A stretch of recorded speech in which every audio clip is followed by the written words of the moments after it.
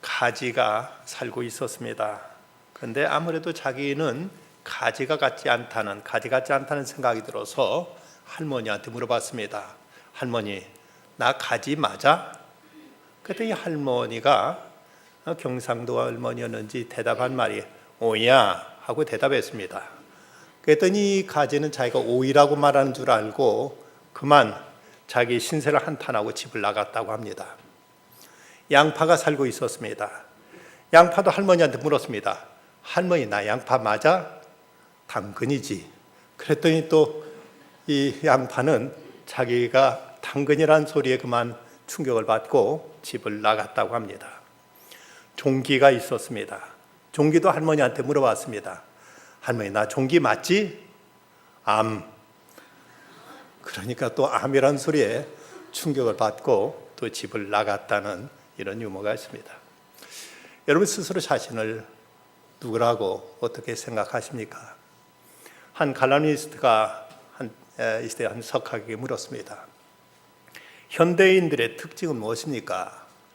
그랬더니 석학이 대답한 말은 이 시대의 현대인들은 우주에 대해서 또 세상에 대해서 또 세상의 많은 이치에 대해서 많은 것을 알고 있다.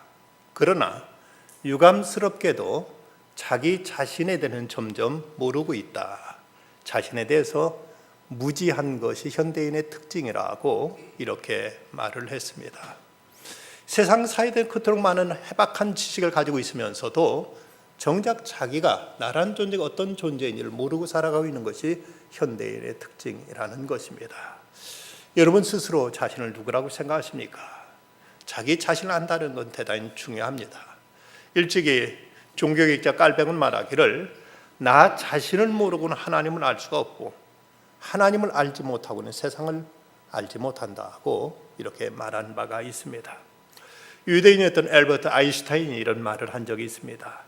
나의 상대성 원리가 사실로 판명된다면 독일 사람들 나를 독일 사람이라고 주장할 것이고 프랑스 사람들은 나를 세계 힘이라고 말할 것이다. 그런데 만약 나의 상대성 원리가 거짓으로 판명된다면 프랑스 사람들은 나를 독일 사람이라고 말할 것이고 독일 사람은 나를 유태인이라고 말할 것이다.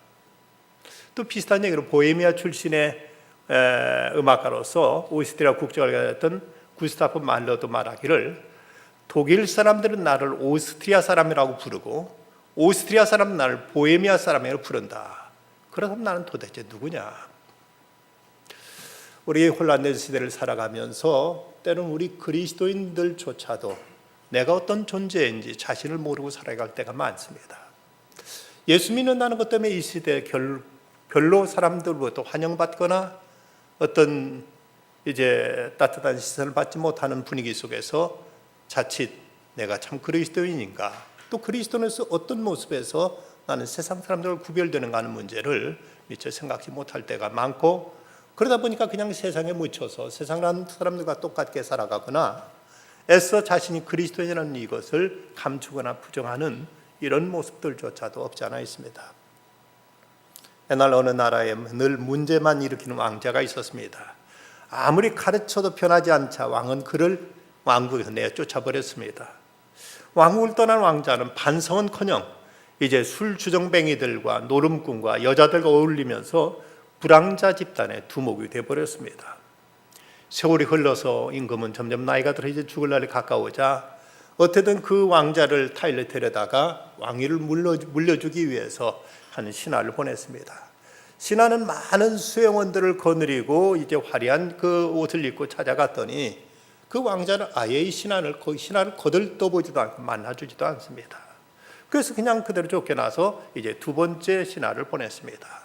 두 번째 신하는 찾아가서 왕자와 같이 이제 그곳에 있는 모습을 보니까 왕궁 안에 있는 모든 격식과 체면과 이것저것 가리고 따지는 게 많고 입는 옷이 모든 것 다 거추장스러운데 아무런 어떤 이제 제약도 없이 그저 마음껏 먹고 마시고 노는 모습이 너무 좋아서 거기 서서 그 사람들과 어울리면서 똑같이 불황자가 돼버리고 돌아오질 않았습니다. 임금은 많이 걱정하던 그때 세 번째 신하를 보냈습니다. 이 지혜로운 신하에게 너도 가서 네가 가서 이제 왕자를 잘 타일러서 데려오도록 해라. 그랬더니 이 신하가 제게 석 달간의 기한을 주십시오. 왜 이런 석 달의 기간이 필요하냐? 제 자신을 잊지 않기 위해서입니다 라고 대답하더니 그는 지혜로운 사람을 찾아가서 늘 깨어있는 마음을 유지하는 법을 배운 다음 그리고 이제 길을 떠났습니다. 그도 찾아가 두 번째 신하와 같이 술수정배기 흉내도 내고 불황자들과 친해서 그들과 함께 마시고 놀고 노름하고 흉내를 냈지만 그러나 그는 매 순간순간 난 누군가, 내가 왜 이 자리에 와 있는가를 되묻곤 했다고 합니다. 그리고 끝내 자신을 잊지 않고 지키고 자기의 목적을 그는 완수해서 이 왕자를 설득해서 왕궁으로 데려왔다는 것입니다. 오늘 우리들은 세상 속에서 어떻게 살아가고 있는가, 우리 자신의 모습을 제대로 성찰해야 될 것입니다.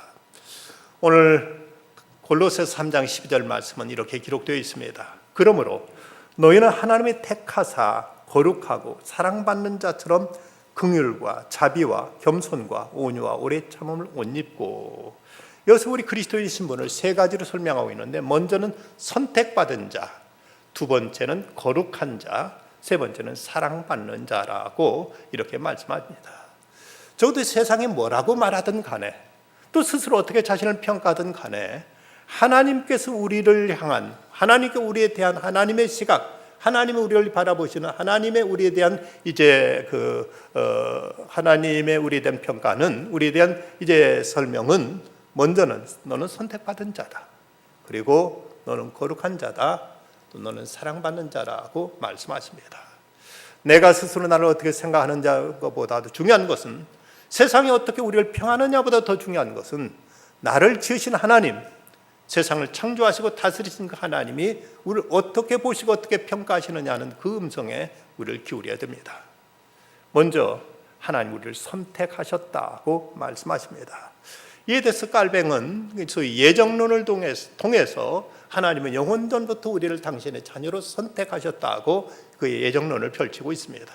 심지어는 이중 예정론, 하나님은 일찍부터 구원받을 자와 구원받지 못할 자를 하나님은 선택하셨다는 이런 얘기까지 하고 있어서 많은 논란도, 또 많은 사람들이 여기에 대해서 이해도 제기하고, 제자들조차도 그 얘기를 다 이해할 수가 없어서 그게 이중 예정론, 그게 다 맞는 말입니까? 그랬더니 깔뱅은 빙그레 웃으면서 Bible says so, 성경이 그렇게 말했느니라, 성경이 그렇게 가르치고 있다고 거듭 예정론에 대해서 그는 말하기 강조했습니다. 우리의 선택이라는 것은 천정의 하나님의 은혜입니다. 이사야서 43장 1절에 보면 야곱아 너를 창조하신 여호와께 지금 말씀하시느니라, 이스라엘아 너를 지으신 이가 말씀하시느니라, 두려워하지 말라, 내가 너를 구속하였고 내가 너를 지명하여 불렀나니 너는 내 것이라고 하나님께서 말씀하십니다. 우리가 하나님께로부터 선택되었다는 것은 우리 자신의 도덕성과 우리 자신의 어떤 조건에 의지하지 않습니다. 일방적으로 하나님의 주권에 의해서 너는 내 것이다 하고 하나님 우리를 선택하심으로 우리가 하나님의 자녀가 된 것이지, 우리가 어떤 얼마만큼의 공로를 세우고 얼마만큼 우리가 변화된 삶을 사는 것을 보시고 이것에 근거해서 우리가 하나님의 자녀 되는 것이 아니란 사실입니다. 내 의지와 무관하게, 때로는 내 어떤 그 자격과 조건 아무것도 따지지 않고 하나님은 너는 내 것이라고 말씀하십니다. 이 선택받은 자의 기본 자세는 나는 죄인이라는 이런 마음가짐이 필요합니다. 나는 하나님과 사람들 앞에 죄인이다. 나는 죄인 중에 죄인이다. 나는 구원받을 만한 사람이 못 된다. 그런데 하나님 하필이면 나 같은 사람을 선택하셔서 하나님 당신은 자녀 삼아주셨다는 하나님의 은혜에 대한 감사, 그리고 이로 인한 자신의 성찰을 통해서 겸손, 하나님의 은혜를 전적으로 의지하는 이 마음이 우리에게 필요한 것입니다. 여러분, 이제 하나님께 나를 선택하셨다면, 그렇다면 이제 우리의 자존감을 무너뜨리고 우리를 스스로 자기 절망과 자기 비하에 빠뜨릴 것은 과연 무엇이 있겠습니까? 그 누구도 우리를 감히 정죄할 수 없을 것이며, 우리를 무시하거나 우리를 결코 우리를 능멸할 자는 세상 아무도 없습니다. 저도 하나님 나를 받아주셨고 하나님 나를 선택하셨다는 사실, 이 사실을 생각한다면 우리는 우리 스스로 자신을 존중히 여기고 자신을 소중히 지켜가야 될 것입니다. 사탄은 우리에게 이 세상은 우리를 이용하려는 사람들이 있을 뿐이지 아무도 우리를 진정 사랑하는 사람은 없고 우리를 인해서 기뻐하는 자도 없다고 말하지만, 이런 사탄의 미혹에 우리가 흔들릴 것이 아니라 하나님이 이렇게 부족한 인간도 하나님이 선택하셨다, 하나님이 나를 하나님께 위해서 그 엄청난 이제 대가를 치르시고 나를 구원하셨다는 이 사실을 우리는 믿어야만 됩니다. 학원 순회 전도자인 조시 맥도월이 어느 날 이제 비행기를 타고 가다가 그 여자 승무원을 보니까 장미꽃을 들고 아주 환하게 웃고 있기에 축하합니다. 애인한테 받으셨나요? 하고 물었습니다. 그 뜻밖에도 그 여자가 대답한 아니에요. 제가 저 자신을 위해서 샀답니다. 라고 말하는 것이었습니다. 그 말 듣고 한편 좀 측은한 생각이 들어서 다시 물었습니다. 그럴 만한 이유도 있으십니까? 혹시 오늘이 생일인가요? 그랬더니 그 승무원이 하는 말이 아니에요. 제가 살아있고 여기에 존재하고 오늘도 이 비행기 내에서 사랑하는 이웃들을 만나 그들을 섬기는 자로 선택되었다는 사실이 너무 감사하고 감격해서예요. 저 자신을 축하하고 싶었답니다. 라고 말하더랍니다. 여자 승무원으로서 비행기에서 여러 승객들을 섬기고 그들을 위해서 일할 수 있는 것도 나름대로 자부심을 가지고 그에 대해 스스로를 장미꽃을 사가지고 자신을 축하하는 사람이 있다면 우리가 하나님의 은총, 하나님의 선택을 받은 이 우리로서 우리는 내 자신에 대한 한없는 자긍심, 한없는 자존심을 우리는 가질 필요가 있습니다. 아무리 마귀가 우리를 무시하고 정죄하고 우리를 능멸한다 할지라도 하나님이 나를 사랑하셨고 하나님 나를 선택하셨음을 우리는 잊지 말아야 됩니다. 두 번째는 이제 성도라고 말씀합니다. 너희를 하나님이 택하사 거룩하고 사랑받는 자처럼. 이 거룩한 자, 이 성도란 말은 참으로 귀한 이름입니다. 믿는 사람들을 흔히 신자라고 부르고 또는 그리스도를 따른다고 해서 제자라고 부르고 또 그리스도를 믿는 자라고 해서 그리스도인이라고 말합니다. 그리고 또 하나 우리에게 성도라는 귀한 이름이 우리에게 붙여졌습니다. 성도란 말은 거룩한 무리라는 뜻이지요. 그런데 요즘 현대교회에서는 성도라는 말을 쓰기를 꺼려하고 때로는 불편해합니다. 왜? 성도라고 하기에는 특별히 다른 사람보다 다를 바가 없는 자신의 모습을 보면서 성도라는 말 자체가 불편하게 느껴지기 때문입니다. 갈 곳 다 똑같이 가고 먹을 것 똑같이 먹고 이제 못된 짓도 같이 어울리기도 하는 이런 모습 속에서 스스로 성도란 말을 쓰기를 이제 거북해 하는 것입니다. 그러나 그럼에도 불구하고 성경은 하나님은 우리를 성도라고 부르십니다. 어느 교회나 문제 없는 곳이 있겠습니까마는 성경에 나타난 교회 가운데 가장 문제가 많았던 교회는 고린도 교회였습니다. 성도 간에 서로 소송을 벌이기도 했고 서로 팔을 갈라서 다투고 싸우기도 했고 그 때로는 참으로 일반 사람들에게도 찾아보기 어려운 근친상간이라는 이런 죄까지도 그 교회 안에 아주 이제 고약한 문제로 있었습니다. 그런데 그런 교인들이 모여있는 교회를 향해서 사도 바울은 편지하기를 그리스도 예수 안에서 거룩하여지고 성도라 부르심을 받은 자들이라고 고린도전서 1장 2절은 말씀하고 있습니다. 그렇다면 이 성도라는 이 이름은 이것은 성도의 성도됨은 우리의 도덕성에 근거하는 것이 아니라 하나님께 소속된 그 소속에 근거함을 우리는 알아야 됩니다. 아무리 우리가 부족하더라도 예수 그리스도를 주로 하나님께 소속된 하나님의 백성으로 우리가 신앙 고백을 하고 하나님께 소속됐다는 것 확실하다면 우리는 성도임에 분명합니다. 여러분, 이 건물을 성전이라고 말합니다. 그런데 이 건물이 다른 건물보다 화려하게 아름답게 더 좋은 치장으로 되어 있기 때문에 성전이 아니라 하나님께 예배드리도록 구별된 건물이기에 이 건물을 성전이라고 이렇게 부르는 것입니다. 이런 강대상이나 이런 의자 같은 걸 가르쳐서 성부라고 합니다. 다른 용도에 쓰여지 않고 하나님께 예배드리도록 만들어졌기 때문에 이걸 성부라고 한다면 우리의 소속이 하나님께 소속되어 있기 때문에 성도지 우리가 다른 사람보다 품격이 높고 다른 사람보다 깨끗하기 때문에 이것에 근거해서 성도라고 부르는 것이 아니라는 사실입니다. 그렇다면 이제 우리의 소속이 분명해졌고 우리의 나아갈 운명이 다르기에 우리는 세상과 구별된 삶을 이제 살아야 됩니다. 진정 예수를 똑바로 믿는다면 성경 말씀 그대로 오만한 자의 자리에 앉지 않을 것이요 권모술수와 더러운 말들 오가는 자리에 같이 어울릴 수 없습니다. 너무나 숨이 막힐 것입니다. 그런데 같이 협잡하고 같이 권모술수하며 같이 쑥덕거리고 돌아간다면 얼마나 성도로서 부끄러운 일이겠습니까? 교인이란 하나님 편으로 구별되어서 살아있는 제물로 하늘에 깨끗이 바쳐진 존재입니다. 그의 가치관이 하늘에 있기에 거룩하게 구별된 자로서 이제는 그리스도인다운 모습을 드러내야만 되는 것입니다. 그럼 어떻게 그리스도인다운 모습을 나타낼 수 있을까? 말할 때마다 할렐루야, 아멘 하면서 이런 목소리를 자주 내면, 또 이제 몸에 십자가 배지나 목걸이를 달고 다니면, 교인 가방을 들고 다니면, 그러면 과연 성도요 그리스도인다운 모습일까? 아닙니다. 구두장이가 하나님을 믿을 때, 그가 믿음을 가진 구두장이로 살 수 있는 것은 자기가 만드는 구두 뒤축마다 십자가를 새겨 넣는 것보다 사람들이 편하게 신을 수 있도록 구두를 든든 탄탄하고 깔끔하게 잘 만드는 일입니다.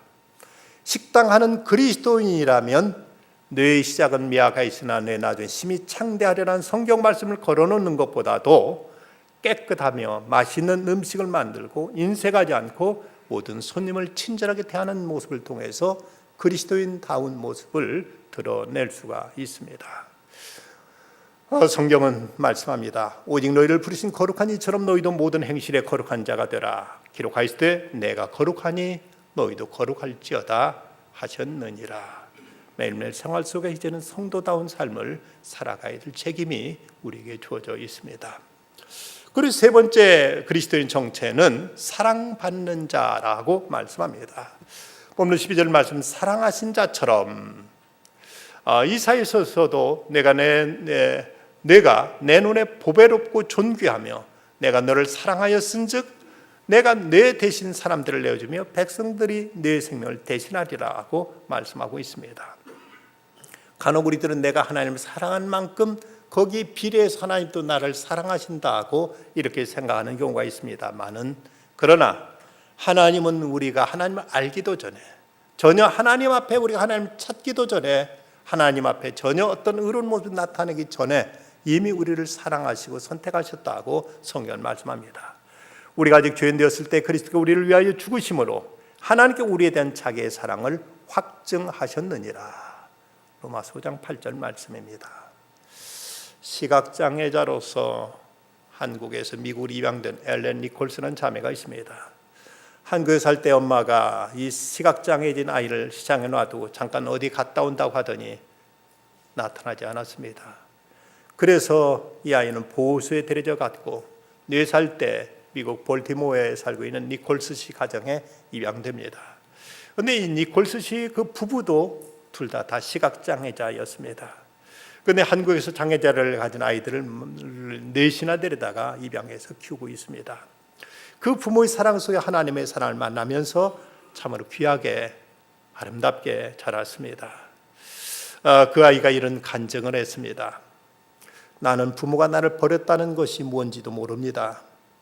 거기에 특별히 미움이 있다고도 생각하지 않습니다. 나는 신앙이 좋으신 부모님 사랑 속에서 하나님의 사랑을 만나고 자라왔습니다. 근데 언제부터 사탄이 내게 이렇게 얘기합니다. 내 부모도 너를 버렸는데 하나님 너 같은 걸 소중히 여기겠느냐. 그때 사탄아 물러가라 하면 외치면 또 사탄은 말을 바꿉니다. 너보다 훨씬 못한 사람들도 눈 뜨고 살잖아. 근데 왜 너만 이 장애를 가져야 하느냐. 그럴 때마다 예수 그리스도 안에는 하나님의 사랑으로 승리합니다. 여러분, 내 처지가 어떻든 내가 어떤 과정을 겪어왔든 그럼에도 하나님은 나를 선택하시고 나를 사랑하시고 오늘도 나와 함께 하신다는 이 사랑을 믿고 의지하는 한 어떤 사탄의 유혹도 감히 우리를 흔들지 못할 것입니다. 사랑은 과거 이야기나 미래에 대한 이야기가 아니라 현재 바로 오늘의 이야기입니다. 주님이 오늘도 나와 함께 하시고 주님께서 오늘도 나를 사랑하신다 말씀하시며 주님이 오늘도 나의 삶 속에 나와 동행하시는 그 사랑, 이 사랑에 감동되어서 우리는 이제 하나님을 사랑하고 이웃을 사랑하며 살게 되는 것입니다. 이제 이런 그리스도의 정체에 따라 우리는 이제 어떻게 살아야 될 것인가? 먼저는 그리스도인은 자신의 마음과 인격에 있어서 예수 그리스도를 닮아야 될 것을 말씀하고 있습니다. 본문 12장 12절 후반에 보면 긍휼과 자비와 겸손과 온유와 오래 참음을 옷 입고라고 말씀하는데, 이 긍휼, 자비, 겸손, 온유, 오래 참음이란 곧 예수 그리스도의 마음을 뜻하는 것입니다. 예수께 나는 마음이 온유하고 겸손하니 나의 멍에를 메고 내게 배우라고 말씀하셨습니다. 이건 또한 성령의 열매이기도 합니다. 성령 충만함 받았다는 것은 곧 그의 마음이 온유해지고 겸손해지고 자비와 긍휼과 오래 참음이 그 안에 삶을 생활을 통해서 나타나는 모습입니다. 예수님은 제자들의 발을 씻겨주십니다. 그러면서 제자들에게 하신 말씀, 내가 주와 또는 선생이 되어서 너희들 발을 씻겼으니 너희들도 서로 발을 씻어주는 것이 옳으니라. 주님께서 우리에게 친히 모본을 보여주셨고 너희들도 마땅히 그렇게 하라고 주님은 가르치고 있습니다. 우리는 그리스도인이라는 것은 곧 그리스도의 마음을 품은 자요, 그리스도를 닮은 자요, 그리스도를 배우는 자요, 그리스도를 따라가는 자임을 알 때 우리의 삶 속에 우리가 그리스도인 되었다는 것을 통해서 우리는 우리의 마음, 우리 인격과 우리 삶이 점점 그리스도를 우리는 쫓아가는 삶으로 이어져야 될 것입니다. 낮은 울타리는 신앙 잡지에 이런 얘기가 소개되고 있습니다. 하루 중 차 안에서 보낸 시간이 많은 나는 이 시간을 주로 찬양 테이프를 듣거나 방송 설교를 듣는 것으로 할애한다. 활기찬 찬양을 들으며 새로운 힘을 얻기도 하고 방송 설교를 통해 오늘의 생활 방향을 결정짓기도 한다. 그러나 서울 같은 대도시에서 운전을 하면서 기쁨과 평안이 유지되기를 바란다는 건 얼마나 힘든 일인가. 그날도 올림픽대를 타고 잠실방으로 가고 있었다. 물론 고급차는 아니었지만 그래도 몇 년을 공들여 모은 자금을 마련한 것이 한껏 행복감에 도취된 요즘이었다. 그런데 어제 세차를 해서 그런지 내가 목욕을 한 듯 가뿐한 느낌으로 출가하는 중이었다. 역시 찬양 테이프를 들으면서 흘러나온 찬양을 들으며 흥에 겨워 따라 부르고 있었다. 찬양하세, 찬양하세, 왕께 소리 높이 찬양하세. 그런데 갑자기 옆 차선을 달리던 하얀 승용차가 깜빡이 이등도 켜지 않고 느닷없이 끼어드는 것이 아니까, 아이 저 새끼가. 찬양을 부르던 입에서 순간적으로 욕설이 튀어나왔다. 찬양을 부를 때 평안함, 기쁨은 온데간데없고 쫓아가서 욕이라도 한마디 퍼부줘야지 하고 뒤를 바짝 쫓아갔다. 도대체 버르장머리가 되어먹은 놈 같지 않았다. 사고를 낼 뻔했는데도 사고 한마디 없이 태연자에게 차를 몰고 가다니, 급해서 그랬더라도 손 한번 흔들어주면 덜 약오를 게 아닌가. 그러나 1km쯤 쫓아갔을까 나는 혼자서 웃음을 터뜨려 말았다. 찬양하세, 아니 저 새끼가. 백주의 추적을 포기하고 씁쓸한 웃음을 지으며 찬양 테이프를 껐다. 속도를 줄였다. 왕께 찬양 드려 외친 소리를 제 끝맺기도 전에 욕설로 마감해버린 찬양의 의미를 생각해 보면서, 우리에게는 이런 경험들이 없는지, 하나님을 믿는다고 하면서 우리들 마음에는 아직도 인간의 본성 속에서 미움과 다툼과 분냄과 우리들의 증오는 우리들 그대로 유지하고 있는 모습이 과연 그리스도인다운 모습인가를 우리는 스스로 자성하게 됩니다. 다음 우리는 이웃에 대해서 용서와 사랑을 실천하라고 말씀합니다. 오늘 13절 14절 말씀, 누가 누구에게 불만이 있거든 서로 용납하여 피차 용서하되 주께서 너희를 용서하신 것 같이 너희도 그리하고 이 모든 것 위에 사랑을 더하라. 주님께서 용서하신 것 같이 용서하라고 말씀하십니다. 내가 용서함으로 저를 자유케 하며 내가 용서함으로 내가 증오로부터 자유케 됩니다.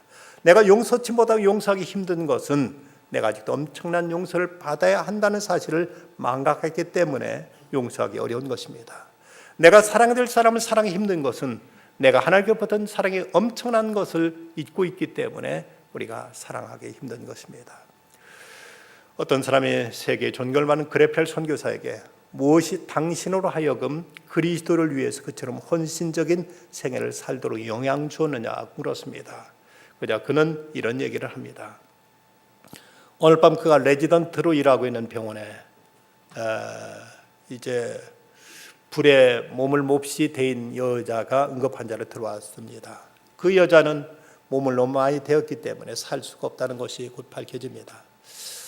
그 여인은 술을 많이 마시고 집에 들어온 남편이 파라핀 등불을 던져서 끌고 이제 그 치명적 화상을 입게 되었는데, 술이 반쯤 깬 남편이 경찰이 연행해서 병실을 들어왔을 때 이 책임 담당관 그 여인이 목숨이 얼마 남지 않은 것을 알고 이제 그 불쌍한 여인을 자기 침대 곁으로 끌어온 남편과 얼굴을 마주치지 않으려고 하는데 이제 어떻게 해서 이런 화상을 입게 되는지 경찰관이 이제 그 사실대로 증언해 달라고 여자에게 말했습니다. 이 여자는 자기에게 그 파라핀 등을 던진 남편을 보지 않으려고 눈길을 이리저리 돌리다가 마침내 시선 남편의 억센 손에 와닿게 됩니다. 여인의 기운 없는 시선 남편의 팔을 따라서 어깨 그리고 얼굴을 보게 되었습니다. 그 순간 고통 중에 있던 여인 얼굴이 잠시 고결해지는 것 같았습니다.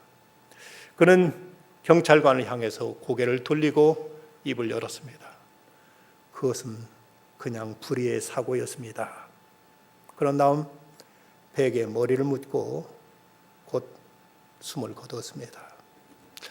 웰프레드 그랜펜은 이야기를 한 다음에 이런 말을 덧붙입니다. 그건 마치 하나님의 사랑과 똑같습니다.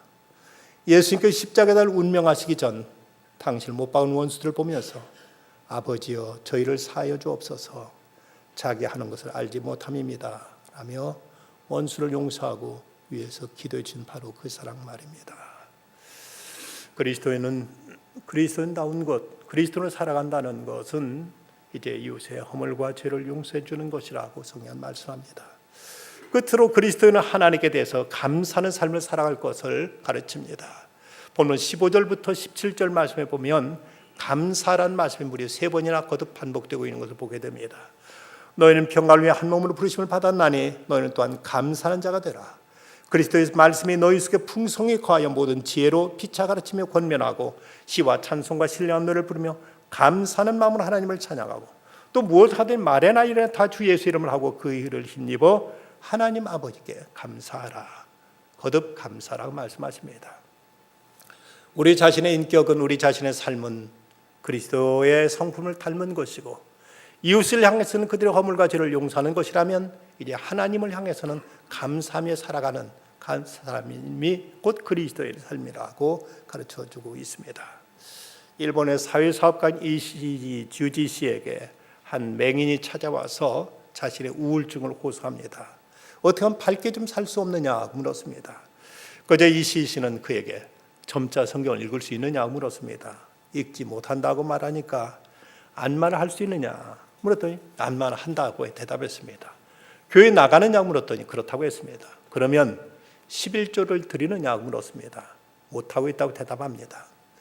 그럼 2가지를 한번 실천해 봐라. 첫 번째는 안마에서 얻은 수익에서 하나님께 감사한 마음 먼저 11조를 드리고 그 다음 11조로는 자신보다 더 불쌍한 이웃을 구제하고 섬겨보라고 했습니다.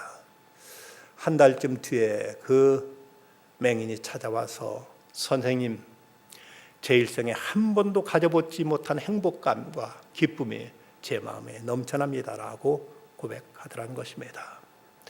이 이시주지 씨는 맹인이 할 수 없는 것을 요구한 것이 아니라 할 수 있는 것을 그리스도의 정신으로 할 수 있도록 안내했습니다.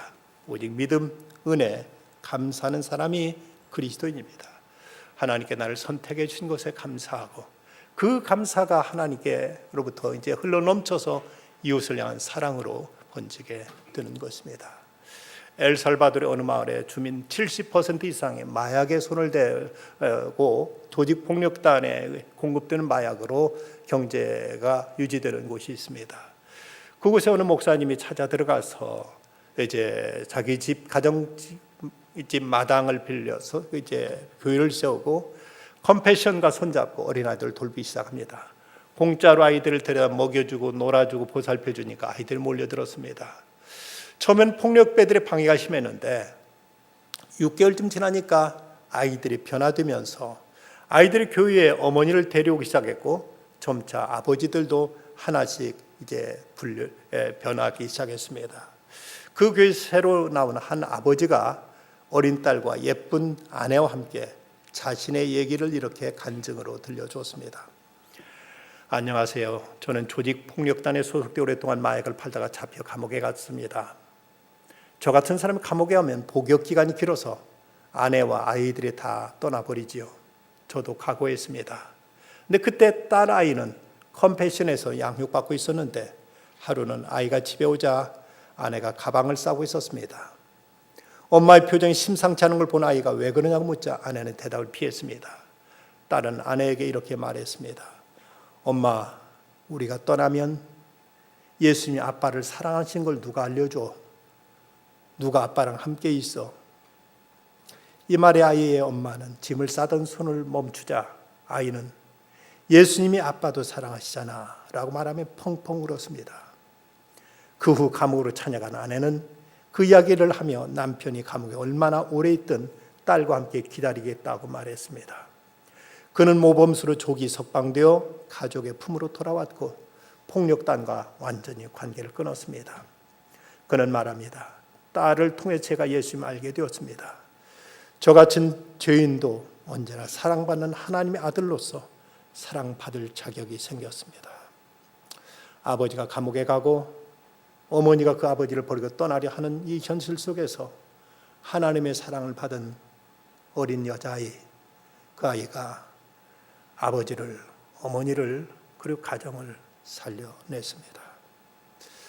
오늘 다윗은 이렇게 성령에 고백합니다. 하나님이 나를 지켜주소서. 내가 주께 피하나이다. 내가 여호와께 아뢰되 주는 나의 주님이시니 주밖에 나의 복이 없다 하나이다. 땅에는 성도는 존귀한 자니 나의 모든 즐거움이 그들에게 있도다. 세상이 뭐라고 우리를 비난해도 하나님 우리를 사랑하시며 내가 너 때문에 기쁘다, 너 때문에 즐거워한다 하고 주님 말씀하십니다. 이렇게 우리가 하나님께 선택받은 소중한 우리 정체를 분명히 우리는 인식해야 됩니다. 하나님께로부터 선택과 사랑을 받은 사람, 그러기에 더 겸손하고 그러기에 더 경건하고 그러기에 참고 용서하며 이웃도 우리는 사랑하게 됩니다. 여기에 진정한 자유와 여기에 참된 기쁨이 있습니다. 기도하십시다. 걸어가신 주님, 세상에 나가 세상과 함께 섞여 살면서 스스로 자신이 누구인지도 모르고 지낼 때가 많은 저희들에게 주님은 오늘 저에게 분명히 말씀하십니다. 내가 너를 선택했다. 너는 성도다. 내가 너를 사랑한다.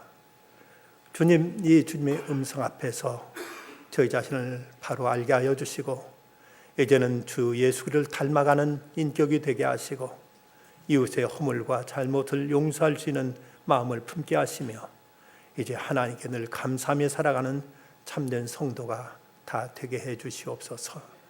예수님의 이름으로 기도드리옵나이다. 아멘.